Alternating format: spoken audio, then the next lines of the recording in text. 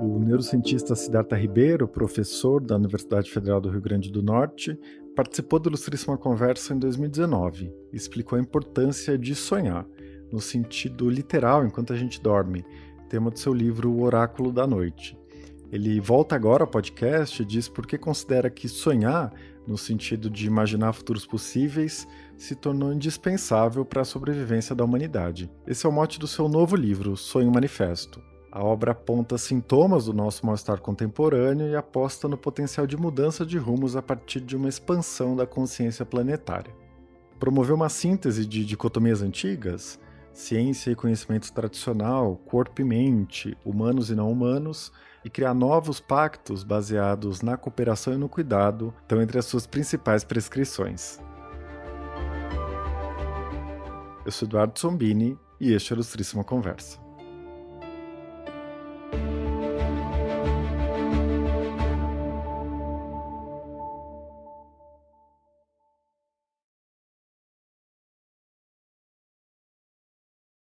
Siddhartha, seja muito bem-vindo de volta à Ilustríssima Conversa. Obrigado, Eduardo. É um prazer estar de volta aqui contigo e com todo mundo que está escutando.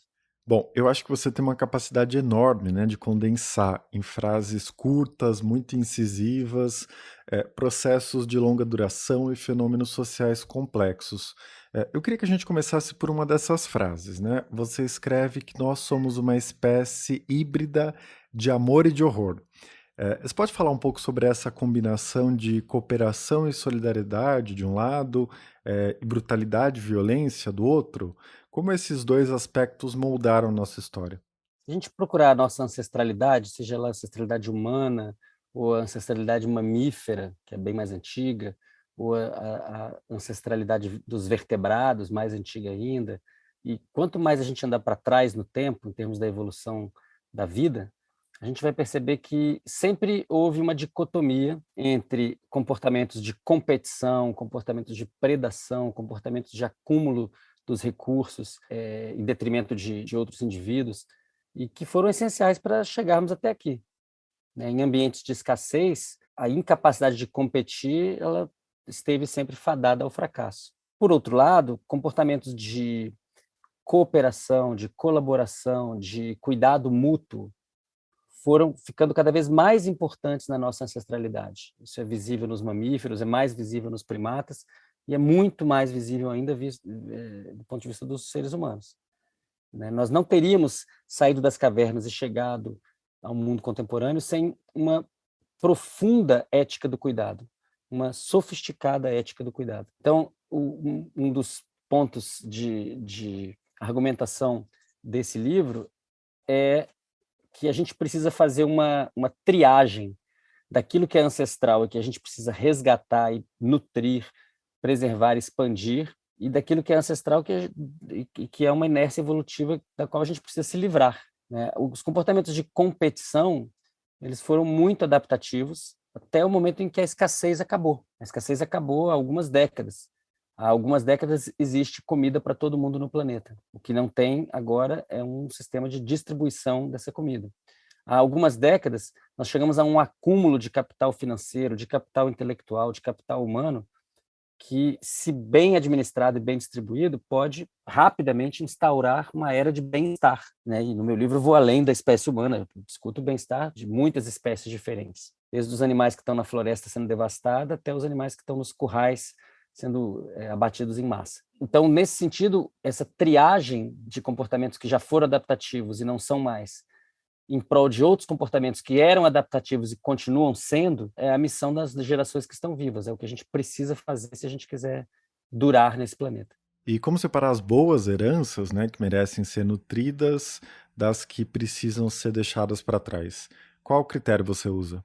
O critério é, sobretudo, o equilíbrio entre dor e prazer. Até pouco tempo atrás, até certamente o advento dos seres humanos, o equilíbrio entre dor e prazer no planeta, ele tendia a uma soma zero. Tinha predadores, presas, uma alternância, um predador que às vezes era presa, e a dor e o prazer muito bem distribuídos, de forma a, no final, não haver um grande desequilíbrio. Com a civilização humana, esse desequilíbrio começa a aumentar. Então, muitos indivíduos da mesma espécie ou de outras espécies experimentando dor, e alguns indivíduos experimentando prazer. E isso está chegando a um paroxismo. Então, para que 10 pessoas mais ricas do planeta, materialmente mais ricas do planeta, possam ter dobrado as suas riquezas durante o período pandêmico, a imensa maioria teve um empobrecimento. E é preciso que a gente olhe para isso com clareza.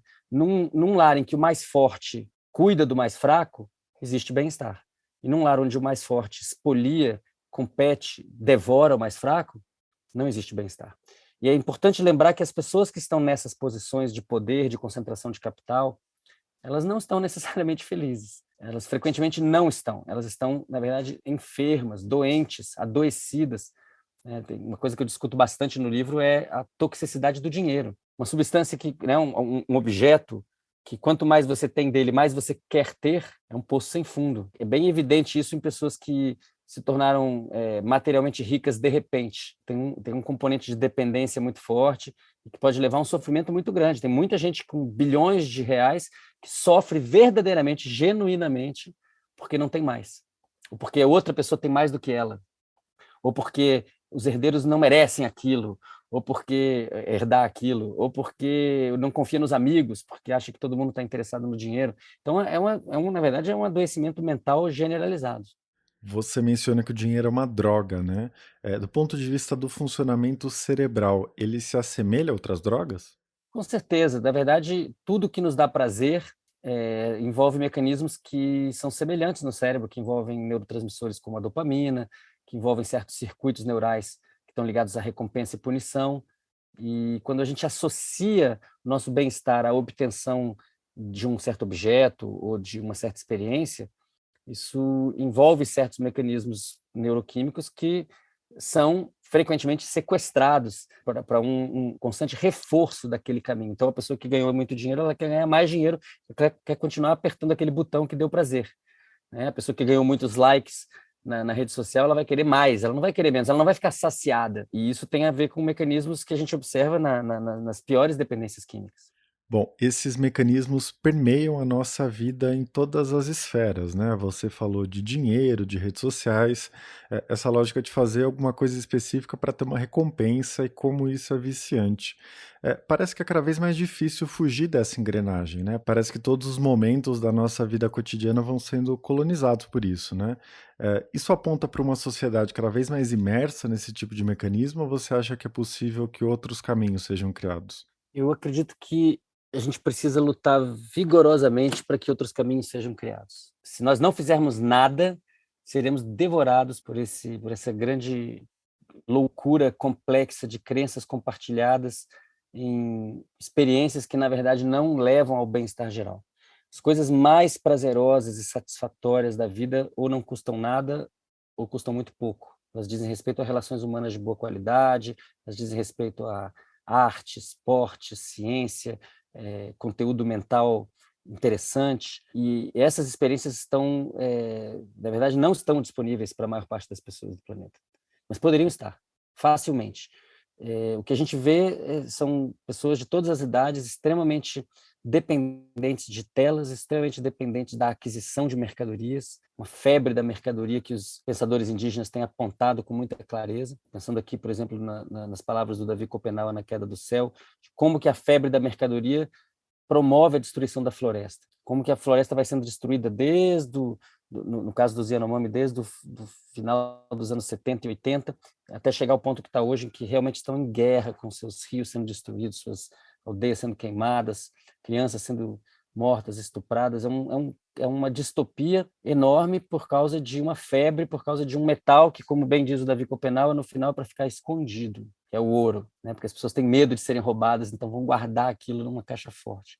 Então, na verdade, é uma grande bad trip da humanidade, né? Essa adição ao dinheiro, essa adição às mercadorias e essa falta de consciência de que o bem-estar ele é alcançado sobretudo através da vida interior, através da nutrição de um mundo interior muito rico. E são ensinamentos que estão à nossa disposição nas filosofias, várias filosofias, escolas de filosofia orientais e ocidentais, e ameríndias, e aborígenes australianos, e de povos africanos.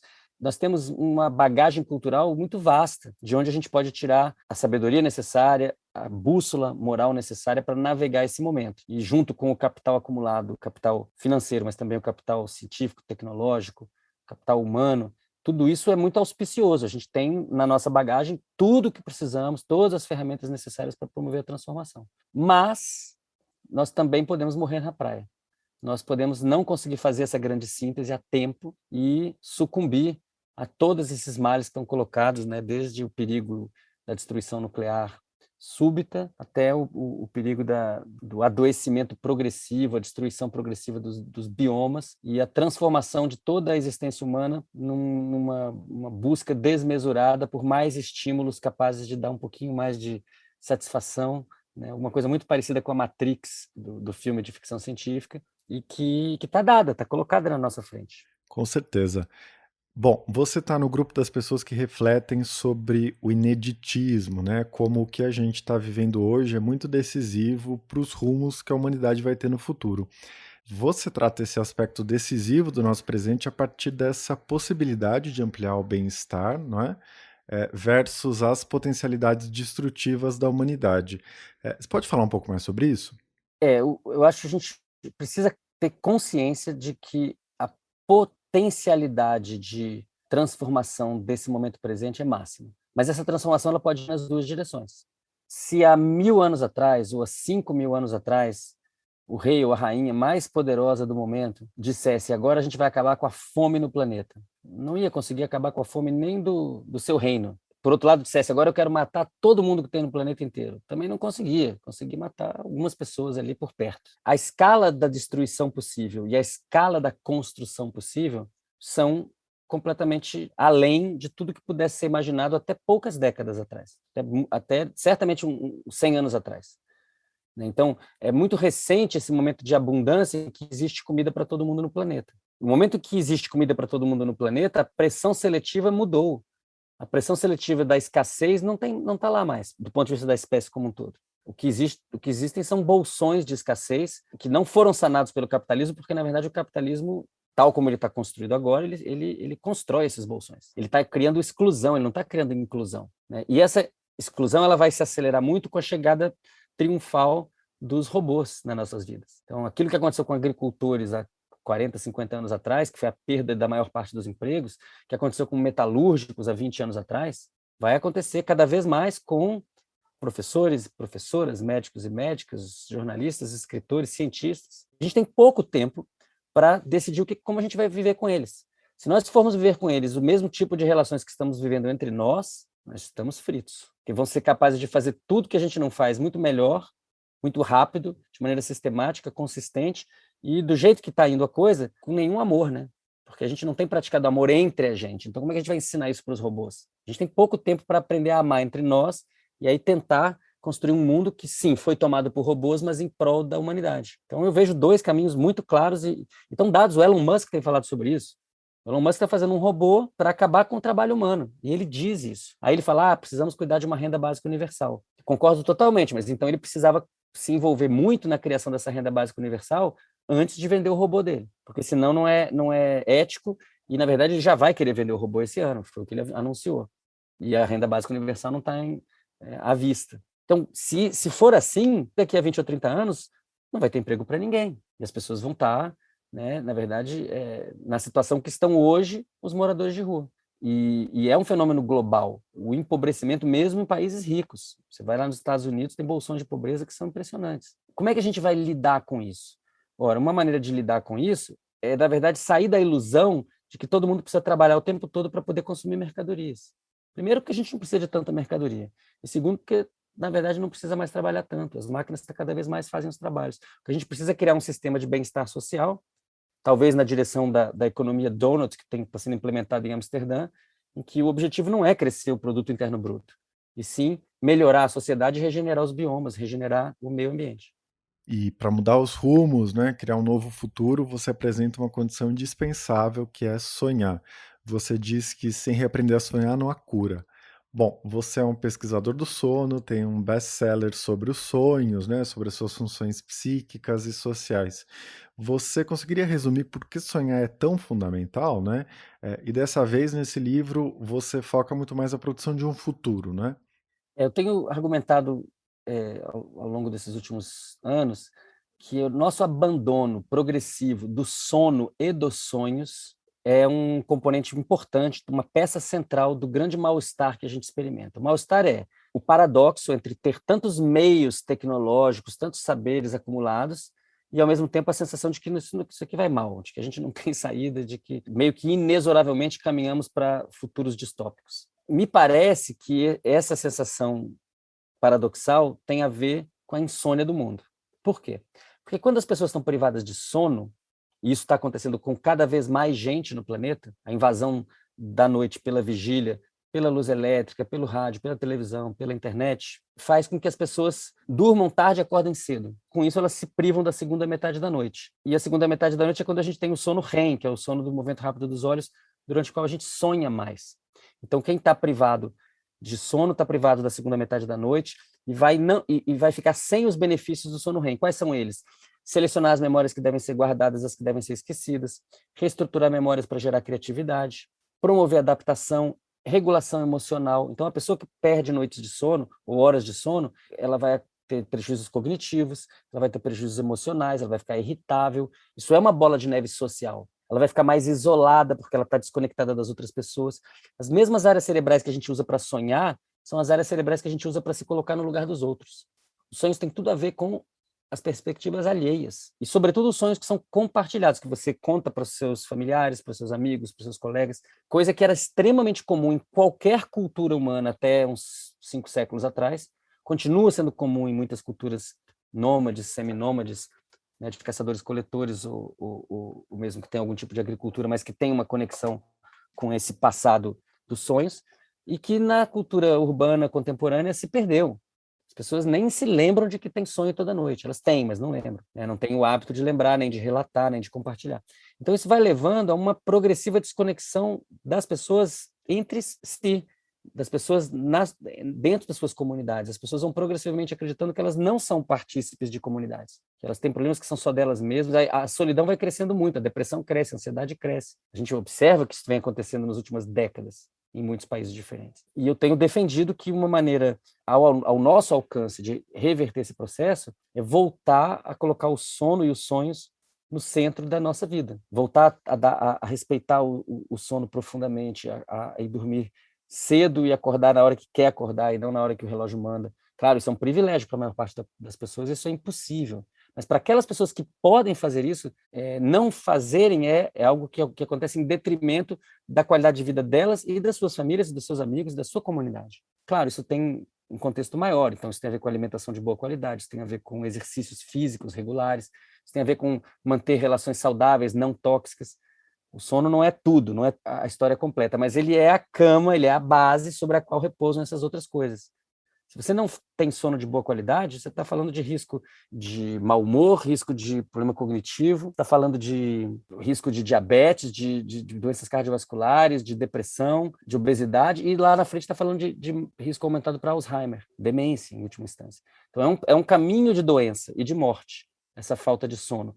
E ela tem uma repercussão social muito grande, porque as pessoas que dormiram mal, elas estão muito pouco aptas a estar em comunidade de uma maneira que é construtiva. E aí vamos lembrar, né, a produção de novos futuros é exatamente o que os sonhos fazem, o que eles fizeram ancestralmente, desde não só da evolução dos humanos, mas dos mamíferos. Com base nas memórias do passado, como será o futuro. O sonho é construção de futuro, o sonho é fonte de novas ideias, o sonho é fonte de novas estratégias, o sonho é fonte de adaptação.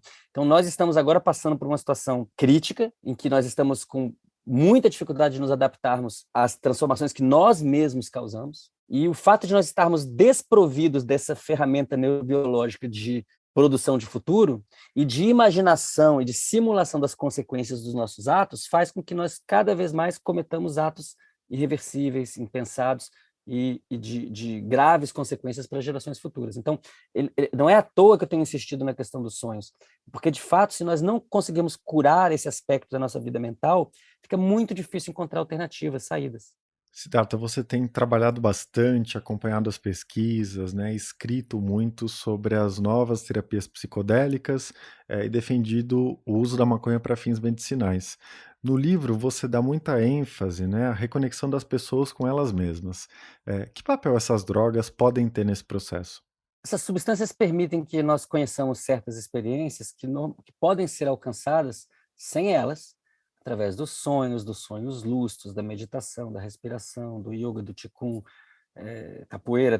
Existem muitas maneiras de chegar a certas experiências místicas, ou não místicas, porque não é preciso ter uma crença mística para ter a experiência. Só que para muitas pessoas na sociedade, essas experiências elas são impossíveis porque as pessoas não sabem que elas existem, ou se esqueceram, tiveram experiências assim na infância, na adolescência, através dos sonhos, e se esqueceram. E não tem, digamos assim, uma bagagem cultural que facilite a entrada numa dessas práticas, numa dessas escolas, no fundo, de autoconsciência, né, de consciência do corpo e da mente. Então, os psicodélicos, as substâncias psicodélicas e também a maconha, e na verdade os muitos tipos de maconha, são um acesso mais rápido, são um atalho para certas experiências que em outras tradições vão requerer anos de prática. É claro, cada substância, e cada pessoa, e cada dose, e cada contexto de uso vão determinar experiências que são sempre muito diferentes entre si, mas que têm algumas características em comum. Uma característica que é comum a essas experiências psicodélicas é que a importância da representação do eu consciente diminui e outras representações mentais de outras pessoas, de animais, de entidades, de divindades, etc., tudo isso ganha relevo, tudo isso ganha importância. Em maior ou menor grau, as diferentes maneiras de fazer essas experiências, elas têm essa mudança de ênfase mental do eu para os outros. Aquilo que hoje, já tecnicamente, já na literatura e neurociência, vem sendo descrito como sendo a dissolução do ego, e que faz referência a conceitos da psicanálise, a noção do eu consciente que tenta administrar as coisas e controlar as coisas e que, evidentemente, sempre encontra com o desconhecido, o incerto, o imprevisível. Quando as pessoas passam por essas experiências e voltam depois de minutos ou horas, depende do tipo de substância e da dose, elas frequentemente, quando elas não são de um grupo de risco, por exemplo, pessoas que têm tendência à psicose, não devem consumir essas substâncias. Mas quando elas não são de um grupo de risco, elas frequentemente experimentam melhoria de humor, redução da ansiedade, né, diminuição de índices de depressão. Pessoas que têm traumas muito profundos podem experimentar uma melhora muito grande dos sintomas da síndrome do estresse pós-traumático, do transtorno do estresse pós-traumático. São remédios, são substâncias para cura psíquica e emocional. São também potentes anti-inflamatórios, então existem outros benefícios que advêm da utilização dessas substâncias que dizem respeito à fisiologia e ao metabolismo. Para além disso, frequentemente as pessoas têm um benefício existencial, porque experimentaram por minutos ou horas pontos de vista muito diferentes daqueles que costumam utilizar. E isso dá para elas uma paralaxe, isso dá para elas uma maneira de olhar para a realidade de múltiplos lugares, e isso dá mais volume para a realidade, dá mais tridimensionalidade para a realidade, dá mais textura para a realidade. Eu até me arriscaria a dizer que pode tornar a realidade mais real ainda e mais valiosa ainda. Fica mais valioso olhar para uma flor, olhar para uma árvore, olhar para uma criança, olhar para uma nuvem, e uma conexão com esse grande mistério, que é o mistério de estarmos aqui num cosmos que a gente não tem a menor ideia de fato como chegou a existir.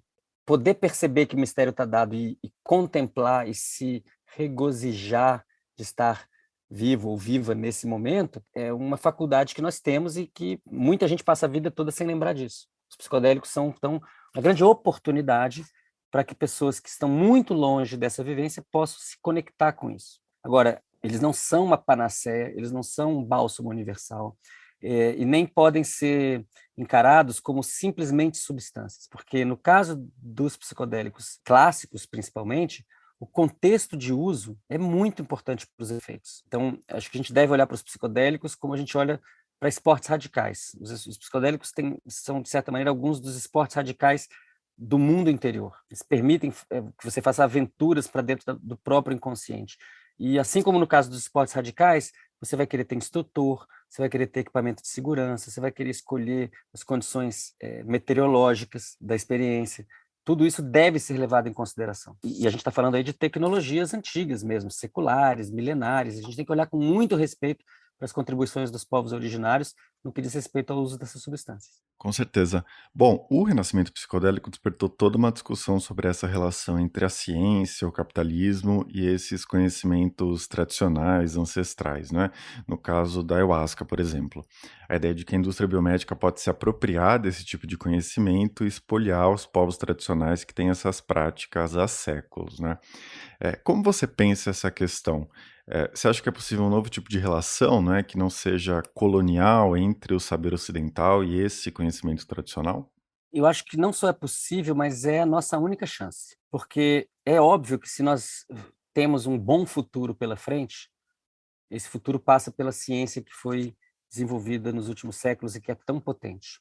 E também é óbvio que ele passa pelo uso adequado e inteligente desse capital financeiro acumulado na mão de tão pouca gente. Mas nem o capitalismo nem a ciência têm a bússola moral necessária para saber para onde ir. Porque tanto o capitalismo quanto a ciência estão muito imbuídos da competição. Então, a gente não vai construir um futuro melhor sem o capital e sem a ciência. Mas também não tem como prescindir desses saberes tradicionais, ancestrais, que sabem muito bem que se você destruir o rio, você está destruindo as gerações futuras. E que nós, ocidentais, os homens brancos, não sabem mais, não conseguem entender.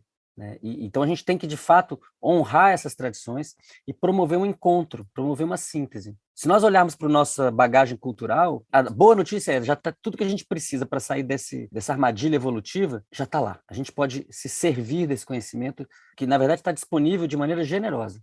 A má notícia é que nós temos instintos primitivos em curso, que são de competição, predação, opressão e morte. Estão em curso na Ucrânia, estão em curso no Congo, estão em curso nas ruas das cidades apinhadas de pessoas passando fome, comendo osso, estão em curso na pregação da violência em nome de Cristo. Então a gente está vivendo uma grande crise dessas forças de opressão, né, que eu identifico claramente no meu livro como sendo ligadas ao patriarcado. Então a gente está falando aqui de racismo, de sexismo, né, de machismo, a gente está falando de homofobia, a gente está falando de transfobia, a gente está falando da minorização de maiorias e da opressão de minorias. E a gente não vai conseguir superar esse momento pela lógica da violência.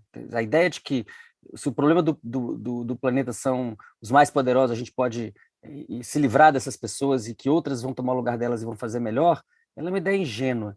O que a gente precisa fazer é ter um upgrade na consciência planetária. A gente precisa que pessoas de todas as raças, de todas as classes sociais, de todas as etnias entendam, compreendam que não tem ninguém do lado de fora, está todo mundo do lado de dentro. É uma grande família humana e a gente não pode continuar a ser tratado dessa maneira.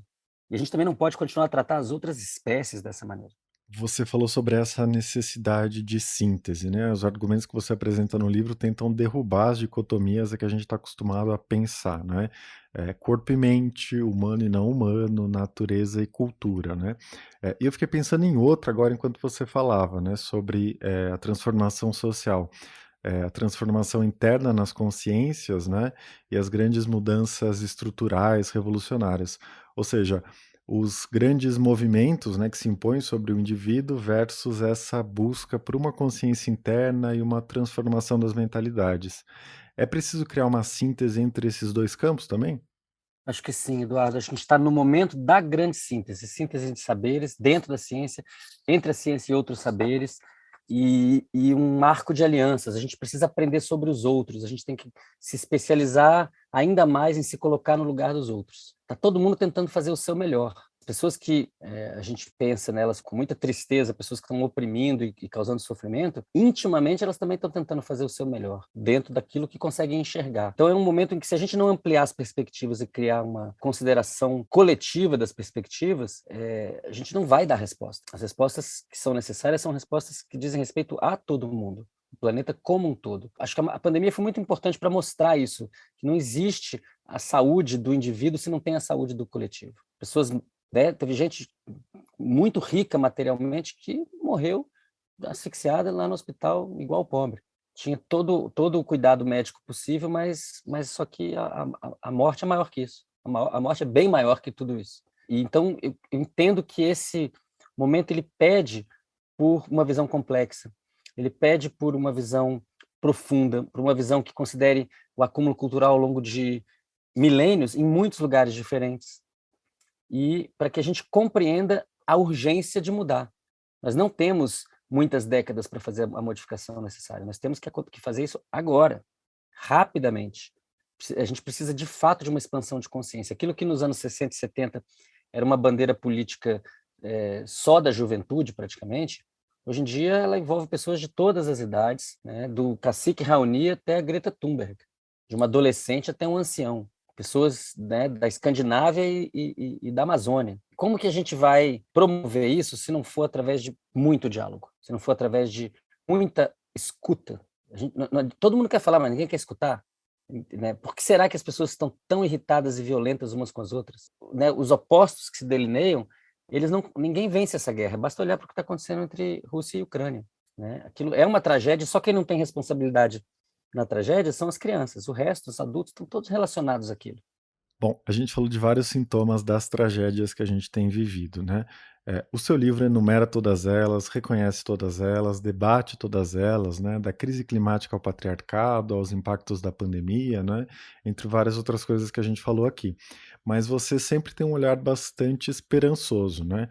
Em nenhum momento você se deixa contagiar por um sentimento derrotista, né? Bom, a gente está fadado à catástrofe, ao apocalipse, algo desse tipo. Por que isso, né? Que potencialidades você vê que te permitem olhar com generosidade para o futuro?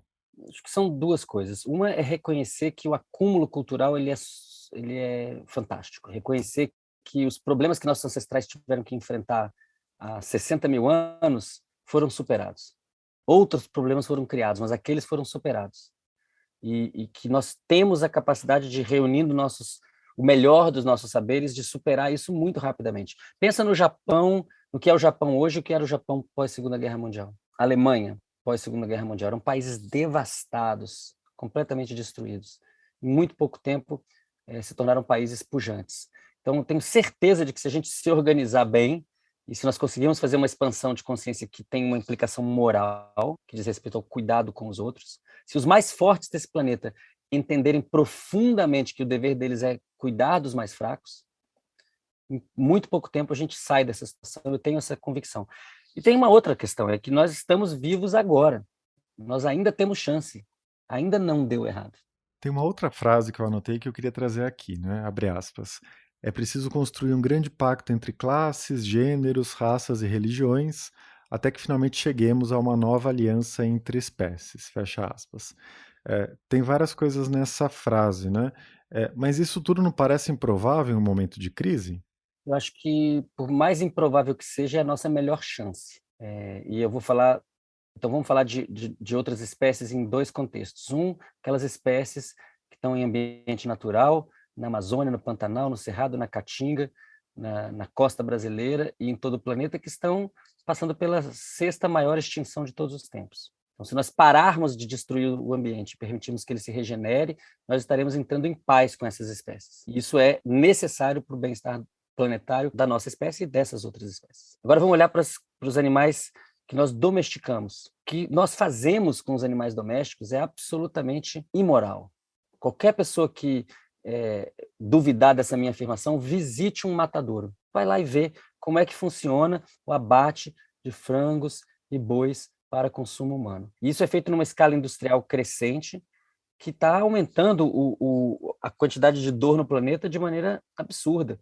As pessoas têm muita simpatia pelo seu cachorro, pelo seu gato, e não conseguem entender que cada boi daqueles, que cada frango daqueles tem senciência como cachorro e gato. Diferente, um outro ponto de vista, mas que é um ponto de vista, é uma perspectiva. Tem medo, tem sofrimento, né? Basta ver o que acontece com um bezerro quando é separado da mãe. A gente vive como se nada disso fosse real, a gente vive tornando isso tudo muito abstrato, as pessoas comem carne e não pensam naquilo, e a gente sabe que a carnivoria tem um impacto econômico brutal, mas também tem um impacto ambiental brutal. Essas questões precisam ser consideradas agora.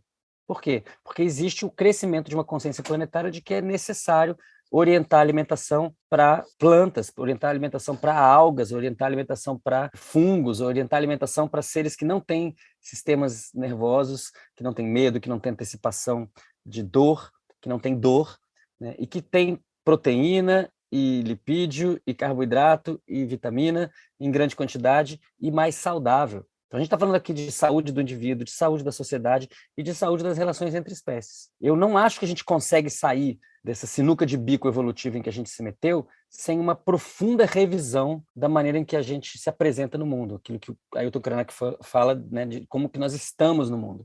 Nosso jeito de estar no mundo é um jeito insustentável. E como ele também lembra muito bem, se nós não mudarmos o jeito de estar no mundo, a gente desaparece e o planeta sobrevive. Vai ficar muito bem, obrigado. Mas se a gente quiser permanecer, a gente precisa se transformar. Eu vejo com muito bons olhos, né, o crescimento do veganismo, do vegetarianismo, que é um movimento que existe há milhares de anos no Oriente, e que agora começa a tomar corpo no planeta inteiro, e que está alinhado com essas metas para o futuro. A gente precisa pensar grande, a gente precisa sonhar grande, e isso significa mudar hábitos. Me parece que muda hábitos, inclusive dentro dos setores progressistas, né? Porque qualquer discussão sobre direito dos animais, veganismo, muitas vezes é vista como perfumaria, uma coisa elitista, uma coisa acessória, uma coisa menor, né? Você concorda com isso? Eu concordo plenamente. Eu acho que existe uma grande falta de empatia com os outros animais. Existe também uma grande ignorância sobre os malefícios para a saúde das pessoas de consumir esse tipo de alimento e a maneira como ele é gerado. A gente está falando aqui de antibióticos, a gente está falando de hormônios, a gente está falando de acúmulo de metais pesados em peixes, sobretudo, de microplástico, de uso de pesticidas. Então, é uma maneira de produzir alimento e de se alimentar que está causando doenças. Né?